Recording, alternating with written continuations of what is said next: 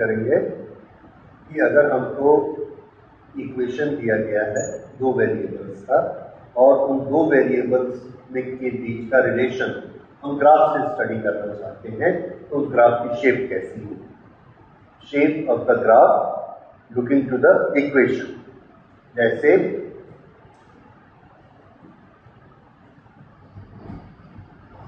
Shape of graph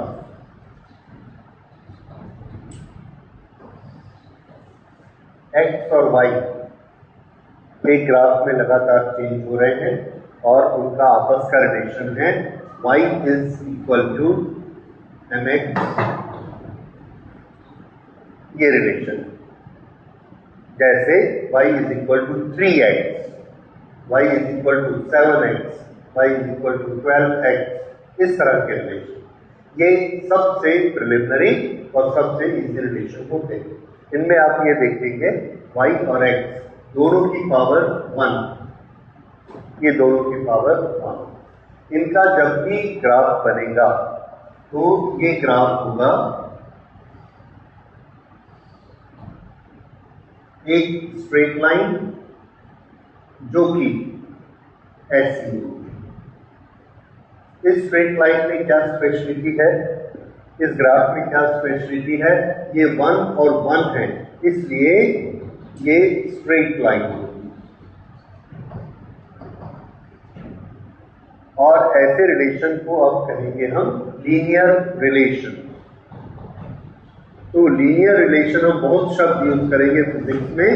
linear relation will be the graph will be a straight line, और algebra में इसका meaning है कि दोनों की पावर कितनी कितनी है, 1 and 1। ये इसका अलजेब्रिक मीनिंग है।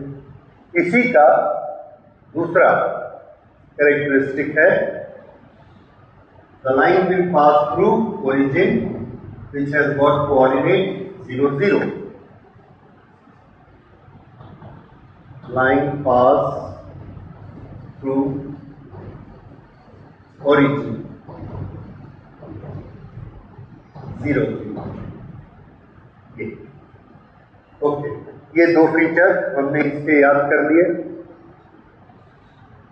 अब दूसरा, इसी का एक दूसरा पार्ट हम लेते हैं y is equal to mx plus c. इसमें भी दोनों की पावर 1, 1 है, दोनों की पावर 1, 1 है, इसलिए कौन सा फीचर ये दिखाएगा? Straight line. तो this will again be a straight line. लेकिन इसमें अगर आप देखिए, आप अगर x इज इक्वल टू 0 रखेंगे तो y की वैल्यू 0 नहीं होगी। कितनी हो जाएगी? y is equal to c। इसमें अगर हम x रखते हैं 0 तो y कितना हो जाएगा? 0। तो अगर x 0 है तो y भी 0 होगा, ये पॉइंट देगा हमको। यहाँ पर x को अगर हम 0 कर दें तो y की वैल्यू c आती है, तो x को अगर हम 0 करेंगे तो y की वैल्यू c आएगी। तो यहाँ पर ये ग्राफ हमको ऐसा मिलेगा। अब ये हम कैसे फैसला करेंगे कि ये ऊपर जाता है कि नीचे जाता है? इसका फैसला हम ऐसे करते हैं। देखिए, ये जहां पर हम पहुंचे, इस पॉइंट पर ये y की वैल्यू है और ये x की वैल्यू है। इस इक्वेशन से देखिए y अपॉन x किसके बराबर होगा? आंसर है y अपॉन x m के बराबर होगा। तो ये रहा y और ये रहा x। तो m हमको ये स्लोप देता है। अगर m की वैल्यू पॉजिटिव है तो ये स्लोप ऊपर की तरफ होगा, m पॉजिटिव। और अगर m की वैल्यू नेगेटिव है तो हम देखेंगे कि ये स्लोप जो है ये नेगेटिव होगा और ये ग्राफ नीचे की तरफ चलेगा। This is y is equal to -mx,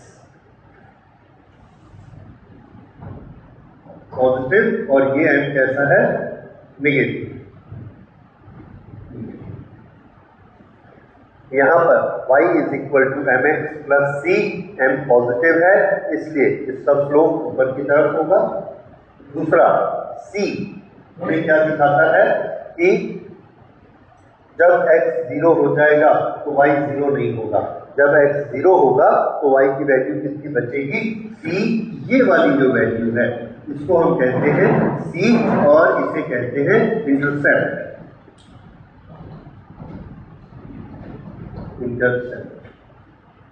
और इसका स्लोप हमको क्या दिखाता है, स्लोप हमें देता है m की वैल्यू।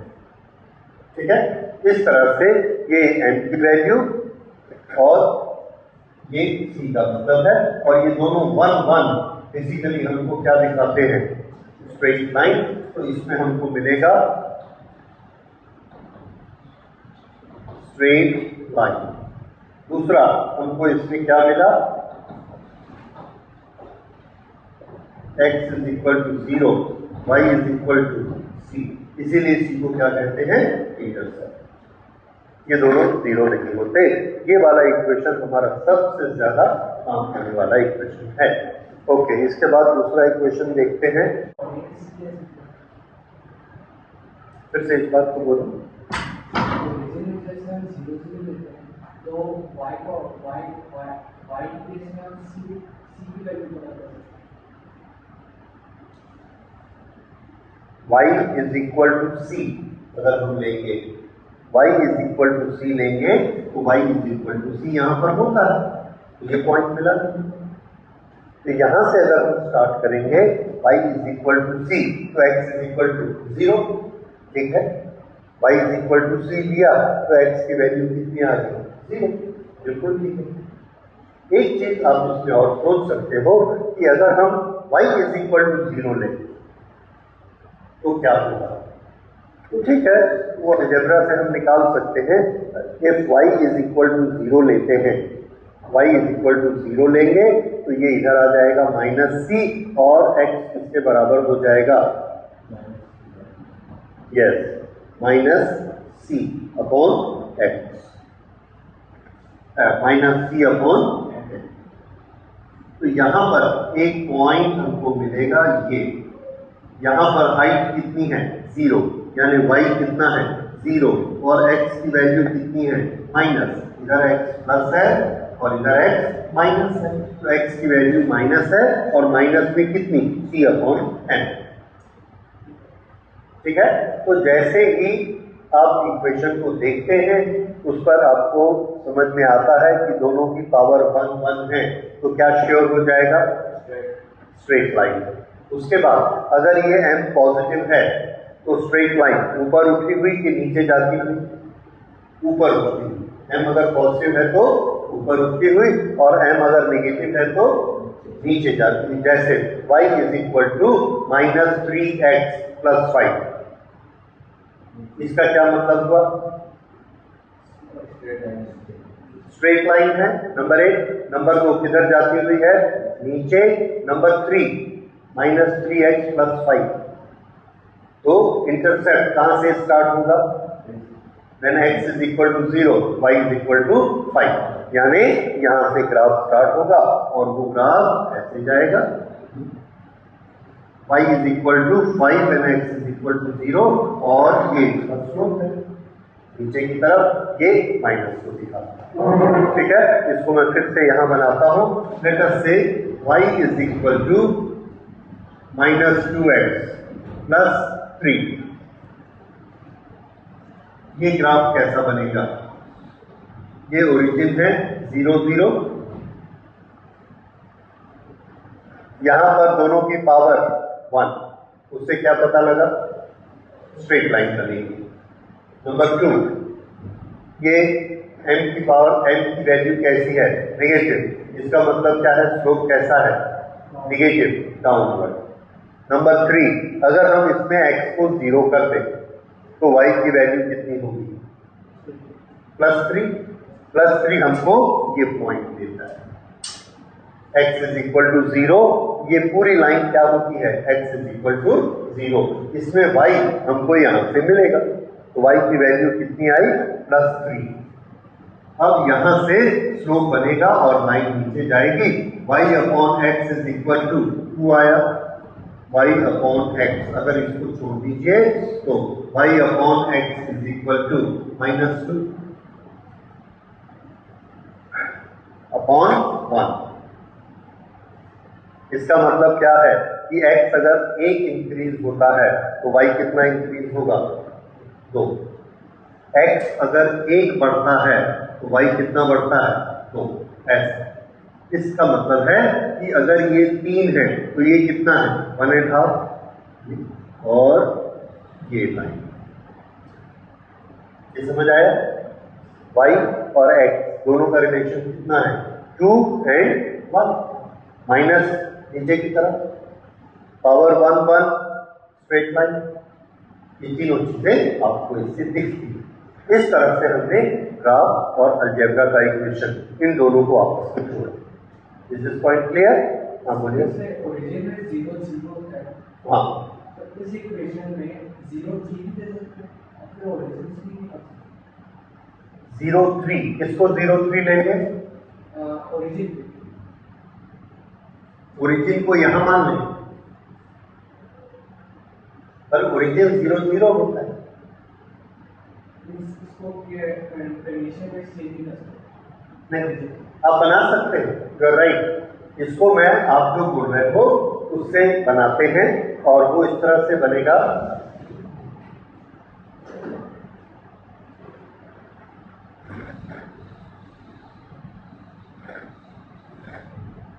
ये हमने ओरिजिन बनाई और इस ओरिजिन को नाम दिया 0 3 0 3। अब लाइन कहां से स्टार्ट होगी? When x is equal to 0, y is equal to 3, तो यहां से लाइन स्टार्ट होगी। बिल्कुल ठीक। स्लोप कैसा, शेप कैसी होगी? स्ट्रेट लाइन, क्योंकि दोनों 1 1 है। स्लोप नेगेटिव है इसलिए नीचे जाएगा और ये यहां से इसका रेशियो क्या बनता है? 2 to 1। तो y 2 और 1 x, this is 1 and 1 2 and this is only 1, this one. So this is a straight line like this. अब ये ओरिजिन से है, क्यों? क्योंकि हमने ओरिजिन ही कहां पर की? 0 3। ये लाइन, ये इसके कोऑर्डिनेट क्या है? इसका x क्या है? 0, y कोऑर्डिनेट 3, तो ये भी 0 3। देखिए 0 3 से ऐसे चली, ये भी 0 3 से ऐसे चली। आपने ओरिजिन यहां मान लिया तो यहां मान लो, यहां मानना है तो यहां मान लो, यहां मानना है तो यहां मान लो। लेकिन लाइन हमेशा कहां से स्टार्ट होगी? 0 3 इक्वेशन के अनुसार। ठीक है, ये बना। ओके, अब इसके बाद अगला स्लोप हम लेते हैं and that slope is when the power is 2 1।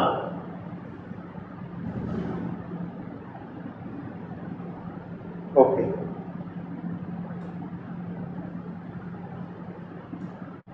उसके पहले एक छोटा सा वेरिएशन हम और ले सकते हैं इसी का। y is equal to mx minus c। Example, y is equal to 2x minus 3। ये इक्वेशन कैसा होगा? शुरू करते हैं। y is equal to 2x minus 3। y और x की पावर कितनी कितनी है? 1 1। तो शेप कैसी होगी? Straight line. ये पक्का हो गया। अब इसका स्लोप, ये y अपॉन x किसके बराबर होगा? +2। +2 इज अपवर्ड, ठीक है, +2 इज अपवर्ड। और अपवर्ड में भी कैसा होगा? तो पहला ओरिजिन कैसे ढूंढते हैं? सॉरी, स्टार्टिंग पॉइंट कैसे ढूंढते हैं? ओरिजिन हमने हमेशा क्या मान ली? 0 0। तो इसमें x इज इक्वल टू 0 रखिए। जब x इज इक्वल टू 0 रखेंगे तो y कितना आएगा? -3। तो इसलिए अब ये y जो है, when x is equal to 0, y is equal to -1 -2 -3, ये -3 आया। ये हमको स्टार्टिंग पॉइंट मिला। x is equal to -3। अब स्लोप कैसा है? अपवर्ड। क्यों? क्योंकि y अपॉन एक्स प्लस 2 है, ऊपर जाएगा और y upon x is equal two plus y 2 है और x 1। तो x अगर 1 आगे बढ़ता है तो y 2। तो यहां से हमने स्टार्ट किया, यहां से y को 2 ऊपर बढ़ाना है, x 1 आगे बढ़ाना है, ये पॉइंट मिला एंड दिस इज। ये लाइन यहां जहां काटेगी, इस पॉइंट पर y कितना है? कौन सा है? इस पॉइंट पर y 0 है, इस पॉइंट पर y की वैल्यू 0। तो यहां y की वैल्यू 0 रखिए, x की वैल्यू कितनी आएगी? 3/2 प्लस कि माइनस? प्लस। तो ये y 0 हुआ, ये 1 है, ये 2 है और ये कितना है? 3/2। देखो, तो 2 पॉइंट हम बनाया करेंगे, एक में x इज इक्वल टू 0 कर देंगे, हमको ये पॉइंट मिल जाएगा, दूसरे में y इज इक्वल टू 0 कर देंगे, ये पॉइंट मिल जाएगा। दोनों पॉइंट को मिलाएंगे, हमको ग्राफ मिल जाएगा। ग्राफ की शेप हमको ऐसा गोल रखना है, स्ट्रेट रखना है, ये हमको कौन बताता है? 1 ये हमको बताता है। इस तरह से हमको शेप भी पता लगी, हमको स्लोप भी पता लगा और हम ग्राफ बना सकते हैं। ठीक है, तो इस तरह से हमको स्ट्रेट लाइन वाले ग्राफ हमने बनाए, ये 4 तरह के ग्राफ बने। अब इसके बाद हम दूसरे तरह की शेप लेते हैं। ओके, इसमें हमारा मेथड क्या हुआ? फिर से y और x दोनों की पावर कितनी कितनी है? 1 लाइन कैसी आएगी? स्ट्रेट। एक बार x इज इक्वल टू 0 रखेंगे तो y की वैल्यू लेंगे, एक बार y इज इक्वल टू 0 रखेंगे तो x की वैल्यू लेंगे, और स्लोप इससे हमको मिलेगा y upon x। y upon x is equal to जो क्वांटिटी आएगी, अगर वो स्लोप 1 से ज्यादा है या 1 से कम है, उससे स्लोप का फैसला होगा। ये 0 स्लोप है, 45 डिग्री किया तो ये 1 और 1 स्लोप। इस तरह से इससे हमको स्लोप मिलता है। अब अगली चीज हम लेते हैं, स्लोप के बारे में जो हम बात कर रहे हैं, थोड़ा हम उसको स्टडी करते हैं कि ये स्लोप ग्राफ में क्या चीज होती है। फिजिक्स में हमको स्लोप ऑफ द ग्राफ, इसकी बहुत जरूरत पड़ेगी। स्लोप ऑफ द ग्राफ क्या होता है? ये एक ग्राफ है, ये एक लाइन है, लाइन ए, और ये एक लाइन है, लाइन बी। ए और बी इन दोनों लाइन में किसका स्लोप ज्यादा है? इसका स्लोप ज्यादा है, इसकी ढलान ज्यादा है। तो आंसर है बी की ढलान ज्यादा है, बी का स्लोप ज्यादा है। तो ये बी का स्लोप ज्यादा है, इसको हम अलजेब्रा में, मैथमेटिक्स में किस तरह से एक्सप्रेस करते हैं? इसको हम ऐसे एक्सप्रेस करते हैं कि इसके सामने ये जो एंगल बनता है, ये एंगल है थीटा, ये वाला एंगल बड़ा एंगल थीटा, थीटा की वैल्यू बढ़ गई। यहां पर टेंजेंट थीटा की वैल्यू क्या है? तो आंसर है this is 2 and this is 5। तो टेंजेंट थीटा कितना हुआ? ये फर्स्ट केस में। सेकंड केस में बताइए, टेंजेंट थीटा अगर हमको लेना है तो हम इसको ऐसे आगे बढ़ा देते हैं और ये वाली वैल्यू आ गई 4। मान लीजिए ये ऐसा गया और ये वैल्यू 4। तो टेंजेंट थीटा सेकंड केस में कितना हो गया? 4/5। अब 2/5 से 4/5 बड़ा है, ठीक है। लेकिन हम अपनी जनरल भाषा में क्या कहते हैं कि ये जो लाइन ए है और ये जो लाइन बी है, इसकी स्लोप ज्यादा है। तो आंसर है बी का स्लोप ज्यादा है, इसकी ढलान ज्यादा है। तो स्लोप हम इधर हम बोलते हैं जनरल लैंग्वेज में स्लोप बड़ा है, मैथमेटिक्स क्या कहती है, इसकी क्या बड़ी है, टेंजेंट। तो जब टेंजेंट बड़ी होती है तो हमारी जनरल लैंग्वेज में स्लोप बड़ा होता है। इसलिए हमने दोनों को इक्वेट कर लिया। स्लोप का meaning tangent, slope meaning tangent. So slope is represented by tangent. Slope is represented by tangent. Tangent of theta. और tangent of theta को हम ट्रिग्नोमेट्री में कैसे नापते हैं? टेंजेंट थीटा, और टेंजेंट थीटा किसके बराबर होती है? y/x। छोटा सा y और छोटा सा x लेंगे तो इसी को हम क्या लिख देंगे? dy/dx। यहां से छोटा सा x लिया, छोटा सा y लिया, dy/dx, y/x। तो ये y/x टेंजेंट थीटा, स्लोप, ये तीनों चीजों का एक ही मतलब है। तो फिर से slope is equal to tangent theta is equal to y/x is equal to dy/dx is equal to any physical quantity, physical quantity.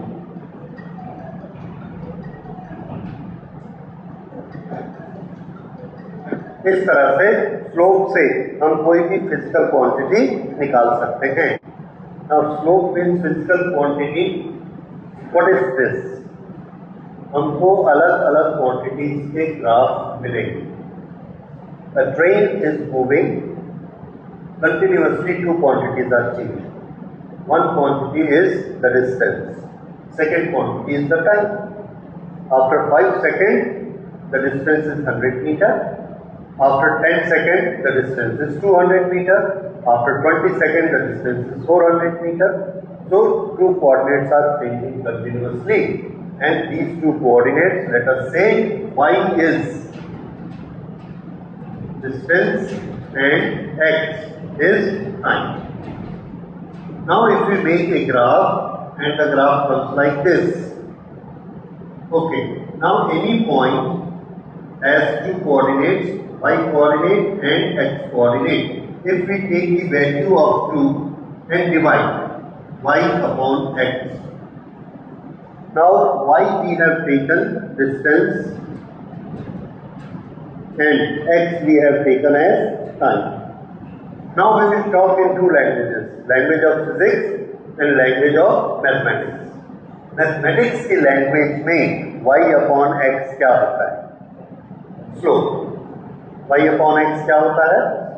Slope. Tangent theta. y upon x is tangent theta and tangent theta is slope.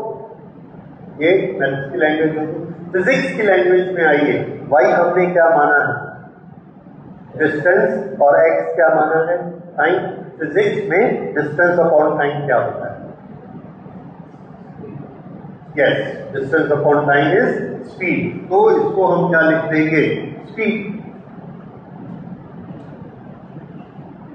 फिर से slope is equal to tangent theta, tangent theta is y upon x, that is dy by dx, and dy by dx in physics quantity, what is this? Speed. So speed is equal to what? Slope. ये बात समझ में आई? तो speed हमको किससे दिखाई देती है? स्लोप से। There are two buses going from station A to B. One has got distance time graph, this A. Other has got distance time graph, B. Now which bus is going faster? Faster means higher speed. More speed. If speed is large, what will be large? If speed is large, what will be large? Slope. और A और B में इसका slope high है, बताइए। B का visual हम देखकर ही सिर्फ बता सकते कि बी का स्लोप ज्यादा है, ए का स्लोप इतना, बी का स्लोप इतना। तो बी का स्लोप ज्यादा है और स्लोप का मतलब फिजिक्स में क्या हुआ, स्पीड, यानी बी की स्पीड ज्यादा है। देयर इज वन कंडीशन, शर्त यह है कि ये ग्राफ किस किस का ग्राफ होना चाहिए, डिस्टेंस और टाइम का ग्राफ होना चाहिए, then only this slope will represent speed. ठीक है, सो दिस इज इट। अगर हमारा ये ग्राफ स्पीड और टाइम का ग्राफ होता तो स्लोप क्या दिखाता,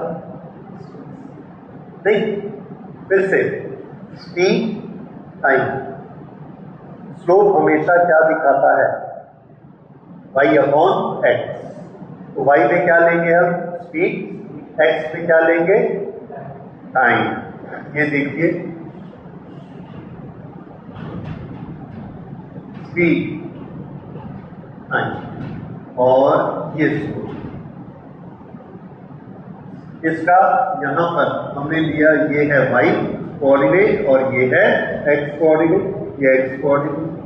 तो इसके में जब हम y अपॉन x करेंगे, y upon x, this quantity upon this quantity, suppose this length is 5 and this length is also 5, so y upon x is how much, 5 upon 5, that is 1।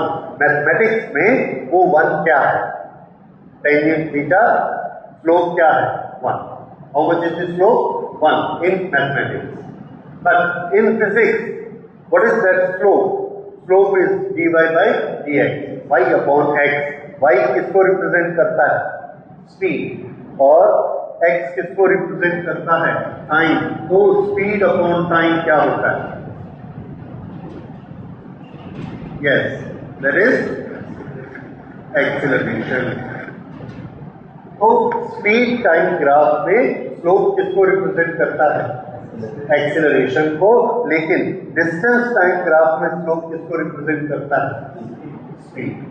तो जब भी हम देखेंगे स्लोप किसको represent करता है, तो हम क्या देखते हैं कि पहले y कौन है और x कौन। फिर से मैंने एक ग्राफ बनाया, एक स्प्रिंग पर फोर्स लगाया, फोर्स लगाने से उसका डिस्प्लेसमेंट होता चला गया और हमने एक ग्राफ बना दिया। वो ग्राफ क्या था, एफ एक्स, ये ऐसा ग्राफ आया।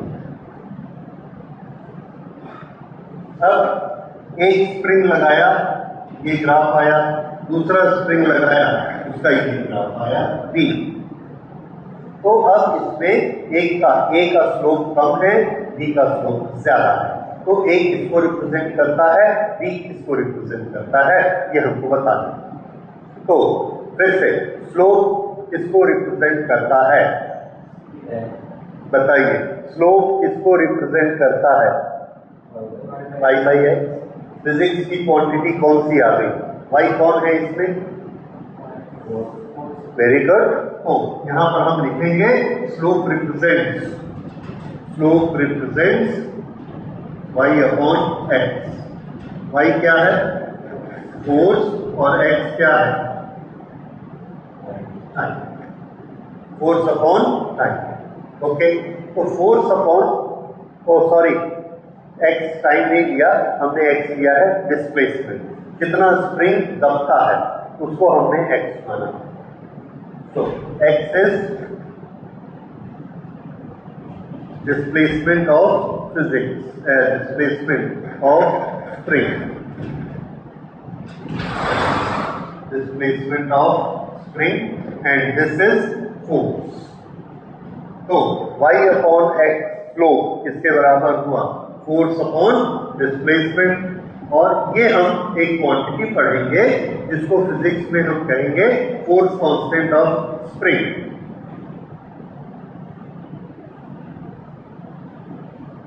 Force constant of spring. तो ए और बी में किसका फोर्स कांस्टेंट ज्यादा, बी का, क्योंकि उसका स्लोप ज्यादा। और यहां पर स्लोप किसको रिप्रेजेंट करता है, स्लोप किसको रिप्रेजेंट करता है, फोर्स कांस्टेंट को, जिसका स्लोप ज्यादा उसका फोर्स कांस्टेंट ज्यादा। ये होता है स्लोप के साथ कौन सी फिजिकल क्वांटिटी ऐड होगी। हमेशा याद रखिए, इसको देखोगे एक्सिस को, वाई एक्सिस पे कौन है, एक्स एक्सिस पे कौन है, वाई एक्सिस वाले को डिवाइडेड बाय एक्स एक्सिस, जो फिजिक्स की क्वांटिटी आती है that quantity is taken as slope. ये स्लोप हुआ। इसके बाद हम एक छोटी सी चीज देखते हैं एंड दैट इज एरिया। ठीक है, अब देखिए एरिया ऑफ ए ग्राफ किसको रिप्रेजेंट करता है।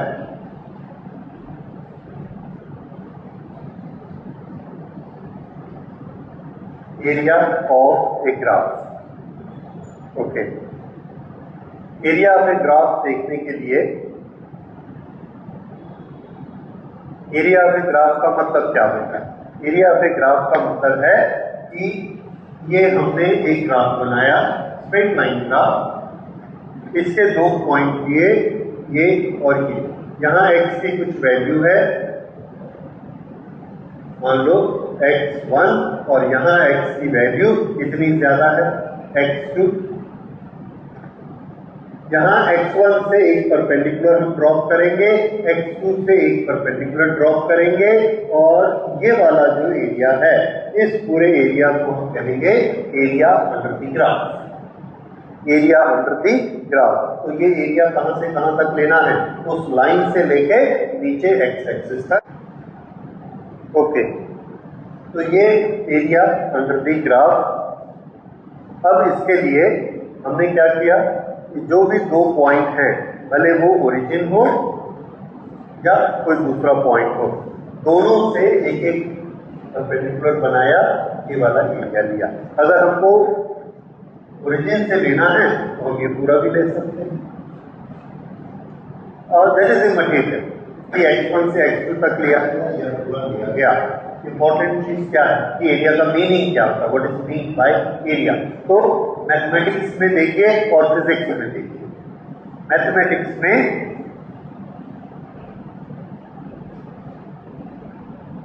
Mathematics show area is equal to length into width. Here we can say width into height. Width into height. ये एरिया होता है। अगर रेक्टेंगल है तो दोनों की फुल वैल्यू लेंगे, और अगर ट्रायंगल है तो हाफ लेंगे। ट्रायंगल का फॉर्मूला क्या होता है, हाफ विड्थ इनटू हाइट, और रेक्टेंगल होगा तो फुल विड्थ इनटू हाइट, पर दोनों केसेस में विड्थ इनटू हाइट को होता है। ठीक है, ओके, ये मैथमेटिक्स का फॉर्मूला है। अब फिजिक्स में देखिए, फिजिक्स में इसको देखने के लिए मैं देखूंगा कि मैंने ये ग्राफ किस किस के बीच बनाया। फिर से मैंने ये ग्राफ बनाया स्पीड एंड टाइम। एक कार चली, 1 सेकंड के बाद उसकी स्पीड 5, 2 सेकंड के बाद 10, 3 सेकंड के बाद 15, 4 सेकंड के बाद 20, ये ग्राफ आ गया उसमें। इसमें एरिया किसको रिप्रेजेंट करता है, एरिया रिप्रेजेंट करता है मल्टीप्लिकेशन। अब बताइए विड्थ में क्या चीज है, टाइम, हाइट में क्या चीज है, स्पीड। तो ये क्या हुआ, very good, time into speed, और टाइम इंटू स्पीड क्या होता है, डिस्टेंस, राइट। तो area of a graph, area of a graph, which graph, speed time graph shows distance. इस तरह से हम एरिया से एक क्वांटिटी बनाते हैं। लेकिन इसके पहले हमने एक ग्राफ बनाया, इस ग्राफ पर एक नजर डालिए। ये जो पहले हमने ग्राफ देखा था, इस ग्राफ में हमने स्पीड और टाइम का ग्राफ बनाया हुआ था। उस ग्राफ में क्या था, स्लोप, और वो स्लोप हमको क्या दिखाता है, स्लोप, स्लोप ये स्पीड और टाइम, स्पीड टाइम स्लोप क्या देता है हमको, स्पीड टाइम स्लोप कहाँ है, हमने बनाया है इसको, ये स्पीड टाइम। तो स्पीड टाइम स्लोप क्या देता है, एक्सीलरेशन। स्पीड टाइम एरिया क्या देता है, डिस्टेंस। ठीक है, तो इस तरह से एक ग्राफ से अगर हमको स्पीड और टाइम का एक ग्राफ दिया गया है तो दो क्वांटिटीज हम निकाल सकते हैं। कौन कौन सी? एक्सेलरेशन और डिस्टेंस। एक्सेलरेशन के लिए किसको निकालेंगे? स्पीड और टाइम का स्लोप। ये ज्यादा एक्सेलरेशन है, ये कम एक्सेलरेशन। उसी तरह से एरिया हमको क्या बताया करेगा? डिस्टेंस। तो ये स्लोप होता है और ये एरिया होता है। तो हर ग्राफ में स्लोप और एरिया होता है, पर हर ग्राफ में उसका मीनिंग हो ये जरूरी नहीं होता। कोई कोई चीज में, जैसे हमने लिया एक्सेलरेशन टाइम ग्राफ, अगर हम यहां पर एक्सेलरेशन टाइम ग्राफ लेते हैं 80 ग्राफ एक्सेलरेशन टाइम, और ये ग्राफ आया, पहले एक्सेलरेशन हाई था, ब्रेक लगाते चले गए, कुछ देर बाद एक्सेलरेशन 0 हो गया, तो ये ग्राफ आया। तो इसका एरिया क्या रिप्रेजेंट करता है? और एरिया हमेशा क्या रिप्रेजेंट करता है? y multiplied by x. Area को हम हमेशा क्या लिखेंगे? Area width into height, that is y multiplied by x. तो यहां पर y मल्टीप्लाइड बाई एक्स हमको क्या देता है? तो आंसर है कि y मल्टीप्लाइड बाई एक्स हमको देगा एक्सेलरेशन मल्टीप्लाइड बाई टाइम, लेकिन हम नहीं जानते कि एक्सेलरेशन मल्टीप्लाइड बाई टाइम क्या होता है। सॉरी, जानते हैं क्या होता है? बोलिए। Acceleration multiplied by time is speed, that is speed. तो यहां पर हमको एरिया क्या देता है? स्पीड। फिर से मैंने एक ग्राफ बनाया, ये है फोर्स और ये है डिस्प्लेसमेंट। एक स्प्रिंग पर फोर्स लगाते गए और उसमें डिस्प्लेसमेंट होता चला गया। ये ग्राफ पहले भी दिया, और पहले शुरू में फोर्स लगाया, डिस्प्लेसमेंट कम था, फोर्स हमने बढ़ाया तो डिस्प्लेसमेंट भी बढ़ गया, फिर फोर्स बढ़ाया, डिस्प्लेसमेंट और बढ़ गया, और इस तरह से ऐसे फोर्स बढ़ाते गए, डिस्प्लेसमेंट बढ़ता चला गया। ये ग्राफ। तो इस ग्राफ का स्लोप क्या रिप्रेजेंट करेगा?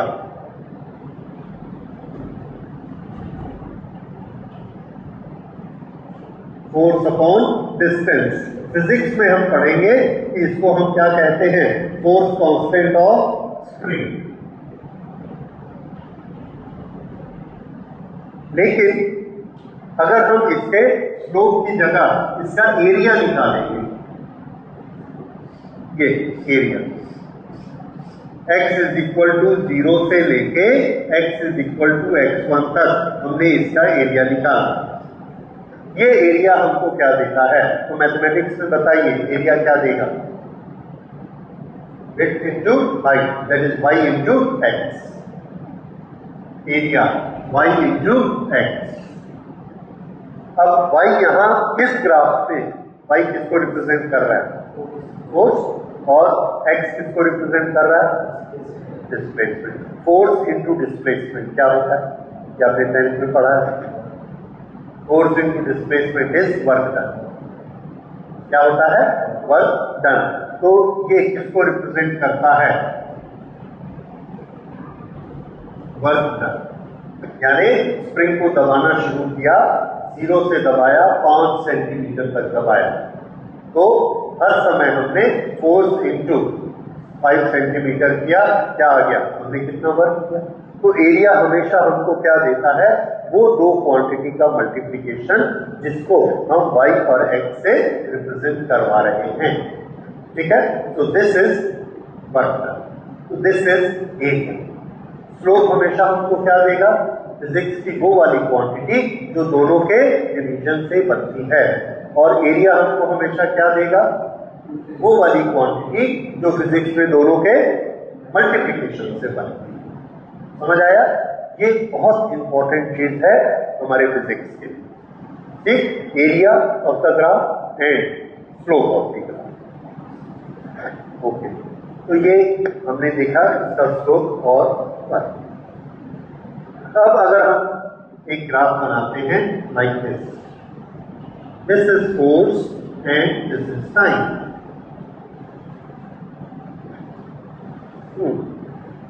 Force into time.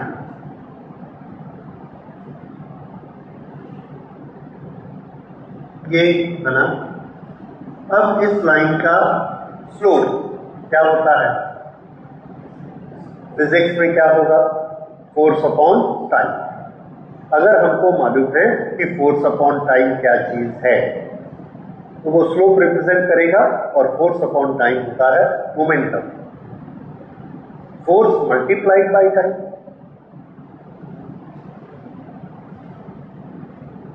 Sorry, force divided by time, force per unit time, no sorry, change in momentum per unit time is force. तो ये है फोर्स और ये है टाइम। इसका एरिया हमको क्या देता है? यस, देखिए, change in momentum per unit time, momentum upon time, ये हमको डेफिनेशन देता है फोर्स की। तो टाइम को उधर ले जाइए, फोर्स मल्टीप्लाइड बाय टाइम क्या मिलेगा? मोमेंटम। अब ये बताइए, इस ग्राफ में force multiplied by time area है कि स्लोप है? This is what I wanted to ask. Force into time, force multiplied by time क्या चीज है? एरिया की slope?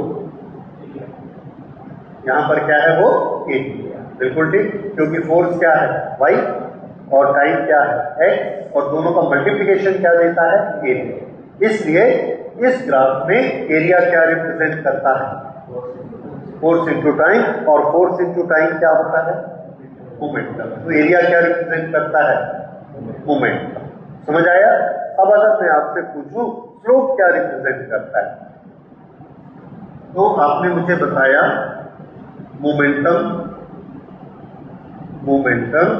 Is equal to force multiplied by time, और फोर्स मल्टीप्लाइड बाय टाइम ये दोनों को हमने देखा y इंटू एक्स, और ये क्या चीज है? ए। ठीक है? अच्छा, अब अगर मैंने आपसे पूछा what is represented bye slope, तो आप क्या बताएंगे? स्लोप क्या रिप्रेजेंट करता है? तो स्लोप यहां रिप्रेजेंट करेगा y upon x, y upon x. y क्या चीज है? फोर्स, और x क्या चीज है? टाइम। तो ये किसको रिप्रेजेंट करता है? Force upon time. अब हम फिजिक्स में ढूंढते हैं what is force upon time. हमको क्वांटिटी नहीं, फिजिक्स में फोर्स अपॉन टाइम की क्वांटिटी हमने नहीं पढ़ी, यानी कोई सिग्निफिकेंट फिजिकल क्वांटिटी नहीं होती है तो नहीं होती है। तो जरूरी नहीं है कि हर स्लोप एक फिजिक्स की क्वांटिटी को रिप्रेजेंट करे। तो फिजिक्स की क्वांटिटी को स्लोप रिप्रेजेंट कर सकता है अगर कोई फिजिक्स की वैसी क्वांटिटी होती है, और अगर नहीं होती तो नहीं करेगा। मैथमेटिक्स में स्लोप हमेशा रहेगा, क्योंकि मैथमेटिक्स में dy बाई dx रहेगा, y अपॉन x हमेशा मिलेगा। लेकिन वो फिजिक्स में मिले ये कोई जरूरी नहीं, तो नहीं भी हो सकता है फिजिक्स का कोई मीनिंग, हो भी सकता है। लेकिन हम समझते हैं कि फिजिक्स में स्लोप का मतलब हमेशा क्या होगा? वो quantity which is represented by y upon x, area is equal to that quantity which is represented by y multiplied by x। इसके बाद अगला ग्राफ हम लेते हैं, and that will be another shape. वो वाली शेप होगी पैराबोला। ओके, ऐसे कुछ ग्राफ पहले मैथमेटिक्स में y is equal to x square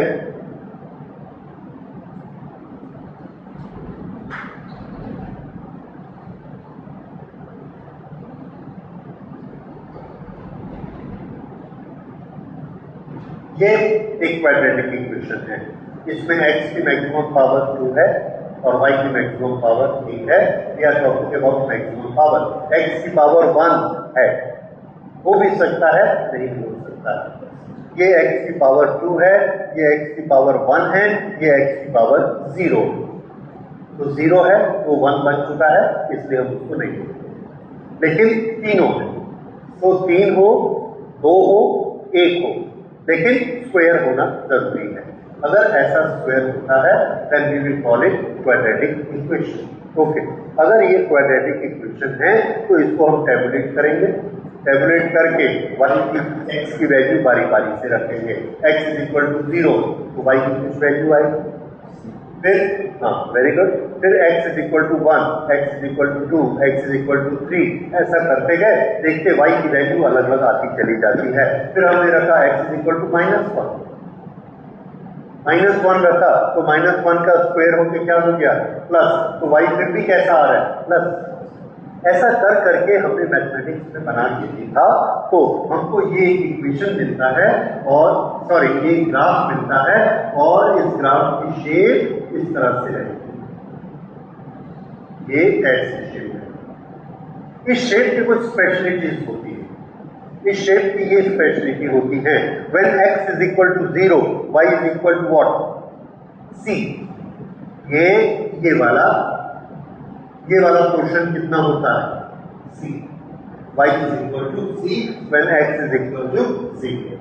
okay, उसके बाद जैसे जैसे x की वैल्यू बढ़ती जाती है y की वैल्यू में चेंज आती जाता है।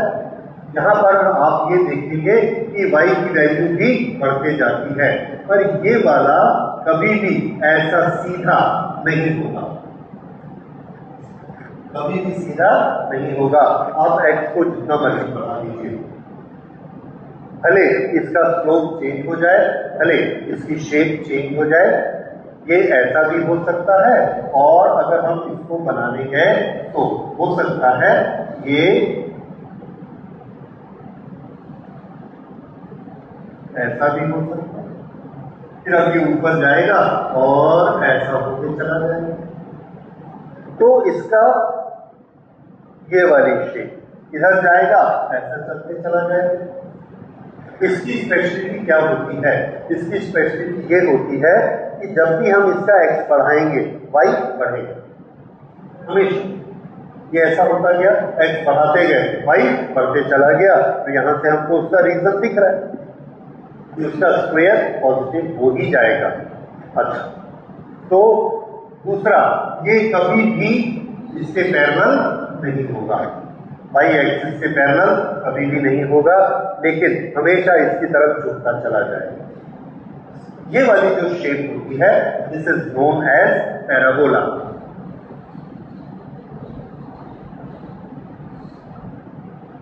This is parabola.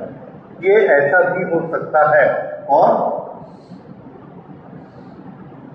ये ऐसा भी हो सकता है।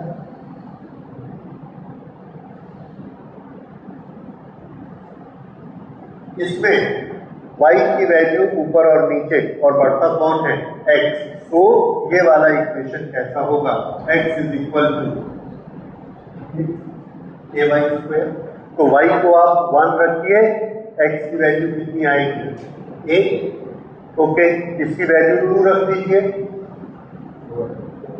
4a, इसकी वैल्यू -2 रखिए, इसकी वैल्यू 5 रखिए, -5 रखिए, 5 रखा 25a, दूसरी तरफ -5 रखा तो भी 25a x की वैल्यू, तो x is equal to a y square. x की वैल्यू हम प्लस रख रहे हैं, नो हाँ y की वैल्यू हम प्लस रखें तो भी x प्लस है, y की वैल्यू माइनस रखेंगे तो भी x प्लस है। हर पॉइंट करेक्ट x हमेशा क्या मिल रहा है पॉजिटिव, और कभी भी इसका स्लोप इसके बराबर ऐसे नहीं जाएगा, हमेशा ऐसा ऊपर चढ़ते जाएगा। तो ये वाला ग्राफ, ये वाला ग्राफ, ये वाला ग्राफ या नीचे वाला ग्राफ, ये ऐसे, ये सब क्या है पैराबोला। इस तरह से पैराबोला के ग्राफ कब बनते हैं, जब x और y में एक की पावर कितनी हो 2 और एक की पावर 1। फिजिक्स में हम लोग इतना ही पढ़ेंगे कि 2 और 1 जब भी होगा शेप कैसी होगी, 1 और 1 होगा तो शेप कैसी होगी स्ट्रेट लाइन। ये दोनों याद रखें। उसके बाद अगर दोनों की पावर 2 and 2 होती तो क्या होगा? x square plus y square is equal to constant. ये वाली जो शेप हमको मिलेगी, ये शेप हमको हमेशा एक सर्कल मिलेगा। कैसी शेप होगी? सर्कल। ये वाली कैसी शेप मिली थी हमको? पैराबोला। 2 और 1 होने से, 1 और 1 होने से क्या मिला था? Yes, straight line. तो ये 2 और 2 होने से हमको हमेशा सर्कल मिलेगा। देखिए इस सर्कल का क्या कांस्टेंट है? आंसर है रेडियस आर। ये वाला पॉइंट देखो सर्कल पर, ये है इसका x और ये है इसका y। x square plus y square is equal to r square. यहां पर हमने लिया तो इसका ये है x और ये है y। x square plus y square is equal to r square. यहां पर लीजिए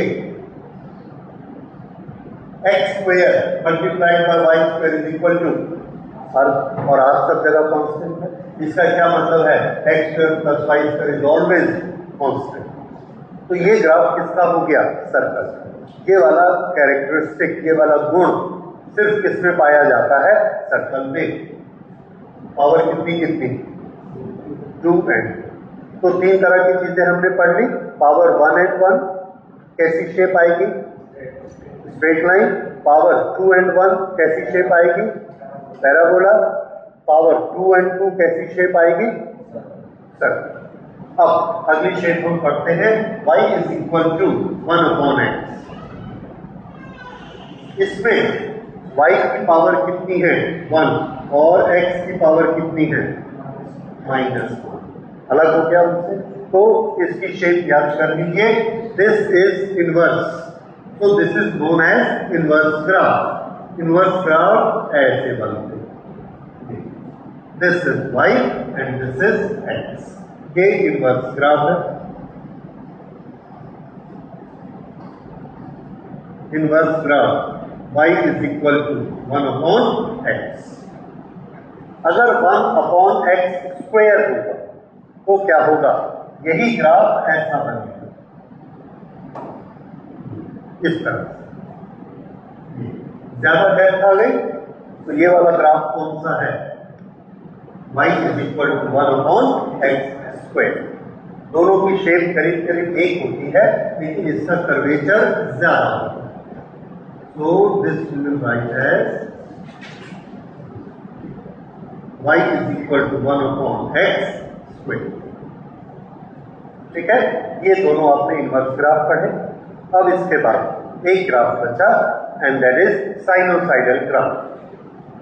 साइनोसाइडल ग्राफ अभी आप उसे याद करिए, उसकी डिटेल जब हम वेव्स के चैप्टर में पहुंचेंगे ऑसिलेशन में, तब पढ़ेंगे। That is y is equal to a sin omega t, displacement versus time.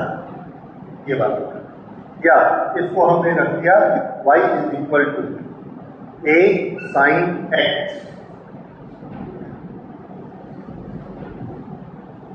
इसमें y और x का ग्राफ बनाना। ये जो y और x का ग्राफ बनेगा, इसमें साइन की वैल्यू हम 1 2 3 4 x की वैल्यू, साइन की नहीं, x की वैल्यू बदलते जाते हैं, और x की वैल्यू बदलती है 0 to 180 360। उसके बाद फिर वो अपने को रिपीट करती है। 720 किया, फिर से वही वैल्यू आएगी। 720 से हमने 1080 किया, फिर से वही वैल्यू आएगी। तो साइन की वैल्यू अपने आप को बदलते जाती है। पहले कैसी होती है? फर्स्ट क्वार्टर में प्लस, सेकेंड क्वार्टर में प्लस कम हो जाएगी, थर्ड क्वार्टर में माइनस बढ़ जाएगी, फिर माइनस कम हो जाएगी। इस तरह से y की वैल्यू, y कौन है? साइन x है। तो जैसे जैसे हम x को बढ़ाते हैं, देखिए x और ये y, x को हमने बढ़ाया, x 0 डिग्री, तो y कितना हो गया? 0 0। x 90 डिग्री 1, तो y किसके बराबर हो गया? प्लस ए के बराबर, प्लस ए के बराबर। उसके बाद x 180 0 0, x 270 -1 तो ये -a, x 270 -a। उसके बाद फिर से x 360 0 और ये फिर अपने को रिपीट करेगा। अब इसके बीच में हम देखते हैं जब हम 0 to 90 जाते हैं तो पहले 30 डिग्री के लिए, देखिए फर्स्ट 30 डिग्री के लिए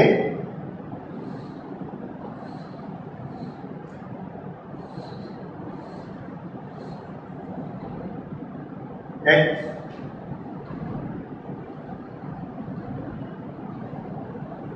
0 y 0 x 30 y 0.5a sin 30 0.5, 30 का एक स्टेप और लीजिए 60 तो ये क्या हो जाएगा √3/2, √3/2 is equal to this is 0.85 √3/2। उसके बाद हमने लिया 90 और 90 में ये हो गया 1। अब इसमें एक इंपॉर्टेंट चीज देखिए, जब हम x की वैल्यू के इक्वल स्टेप है 30 30 30 30 30 30, लेकिन y की वैल्यू देखिए पहले 30 में ये कितना बढ़ती है 0.5, दूसरे 30 में ये कितना बढ़ी 0.35, तीसरे 30 में कितना बढ़ी 0.15। ये इस तरह शुरू में सबसे ज्यादा बढ़ी, फिर उससे कम बढ़ी और फिर उससे कम बढ़ी। तो इसका ये मतलब है कि ये स्ट्रेट लाइन स्लोप एक जैसा नहीं बनता है। तो ये ग्राफ कैसा बनेगा, देखो पहली बार ये यहां तक इसको बढ़ना है तो पहली 30 डिग्री में ही ये 1/2 बढ़ जाती है, ये इतना। दूसरे 30 में ये इसके 3 30 हैं, यहां तक इसको हाइट में जाना है, मान लिया और बढ़ा लेते हैं, मान लीजिए ये a की वैल्यू है। अगर ये a की वैल्यू है तो 30 डिग्री में ही ये कितना अचीव कर लेती है 30 में ये हाफ वैल्यू अचीव कर लेती है 0.58। अगले 30 में कितना अचीव करती है 0.85 और अगले 30 में कितना अचीव करती है 0.15। तो क्या इसका स्लोप एक जैसा होगा या अलग अलग होगा? अलग अलग होगा। पहले स्लोप ज्यादा होगा, फिर कम हो जाएगा, फिर और कम हो जाएगा, तो ये शेप ऐसे बनेगी। समझ आया? इस तरह की शेप इसकी बनती है। ओके, तो इस ग्राफ को मैं फिर से बनाता हूं। 90, मैंने इसको गलत लिखा, now I will make it correct. x is equal to, let's write here 180, 90, 270 and 360। तो y की वैल्यू 90 तक बढ़ती है, ये पहले ज्यादा फिर कम, फिर 180 में 0 हो जाती है, फिर 270 में मैक्सिमम और फिर 360 में 0। इस तरह से ये वैल्यू ऐसी आई। ये एक बड़ी स्पेशल शेप होती है। क्यों स्पेशल होती है? इसका जो कर्वेचर है वो कर्वेचर सर्कल जैसा कर्वेचर नहीं। सर्कल में कैसा कर्वेचर है? यहां पर देखिए, यहां और यहां ये दोनों कैसे हो गए? पैरेलल। ये ना पैराबोला में होते हैं ना इसमें, ठीक है, इसलिए ये सर्कल नहीं, ये पैराबोला भी नहीं, दोनों से अलग, ना सर्कल है ना पैराबोला है। तो ये स्पेशल ग्राफ है और ये ग्राफ का अलग कैटेगरी है और इस कैटेगरी को हमने नाम दिया साइनोसाइडल कर्व। तो साइनोसाइडल कर्व कब बनता है? जब y और x में कैसा रिलेशन हो? Trigonometric relation. Trigonometric sine relation भी हो सकता है, ऑफ रिलेशन भी। ठीक, तो अब ये हमारी ग्राफ की स्टडी कंप्लीट हो गई। जैसे ही हम अलजेब्रा का इक्वेशन देखते हैं तुरंत हमारे दिमाग में उसकी शेप आ जानी चाहिए। फिर से रिपीट करते हैं, 1 to 1 होगा तो